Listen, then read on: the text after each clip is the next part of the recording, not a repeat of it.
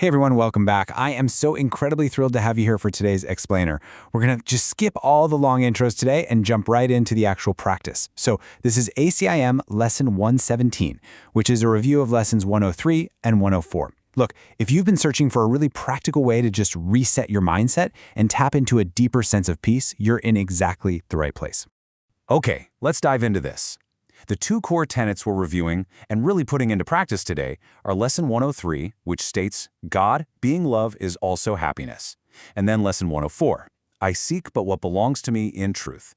Now, I know these might sound like simple, poetic little sentences, but they carry massive weight for our mental well-being. So today, we're going to break down exactly what these mean for your daily life, and we'll completely skip the confusing jargon so you can actually use them right away. All right, moving on to part 1, unpacking Lesson 103, Love and Happiness. So here's the full text provided for the morning and evening review of Lesson 103. It goes like this. Let me remember love is happiness, and nothing else brings joy. And so I choose to entertain no substitutes for love. I mean, it's just such a beautiful, strong commitment, right?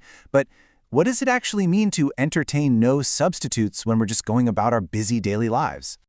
Now, what's really interesting about this slide is how we can translate this spiritual poetry into plain, everyday English. Entertaining no substitutes basically just means stopping the chase for temporary thrills and focusing only on true love and joy. Think about all the stuff we use as substitutes for real happiness, Maybe it's that endless doom scrolling on your phone, buying things we definitely don't need, or constantly seeking validation from other people. They're literally like empty calories. They give you a quick little dopamine hit, but they leave you completely spiritually hungry. This lesson is a very clear directive to just stop settling for the junk food and hold out for the real thing. Which brings us to part 2, unpacking Lesson 104, Your True Heritage. Here is the original verse for Lesson 104. Love is my heritage, and with it, joy. These are the gifts my Father gave to me. I would accept all that is mine in truth. This one is so powerful because it's asking us to completely reframe how we view joy. We almost always think of happiness as a destination, don't we? We tell ourselves, oh, I'll finally be happy when I get that promotion, or when I find the perfect partner, or when my bank account hits a certain number. This text fundamentally challenges that utterly exhausting way of living. And this brilliantly illustrates exactly how accessible this spiritual concept truly is. Joy isn't earned. It naturally belongs to you. Exactly like an inheritance. The word heritage in the source text, that's the absolute key here. Think about it. When you inherit something, you don't work for it in that moment. It's simply passed down to you just because of who you are. The text is telling us that love and joy are gifts already given to you. You do not have to hustle for your worthiness, and you don't have to earn your peace. You literally just have to accept what is already yours. Let's move to and see how this builds into your actual daily practice schedule. Okay, so here is your complete roadmap for the day. Notice how it's structured to basically keep you anchored from the moment you wake up until you go to sleep. First, you've got a dedicated morning and evening deep review, where you'll read through the full text of both Lessons 103 and 104. That sets the tone for your whole day and then brings you back to center before bed.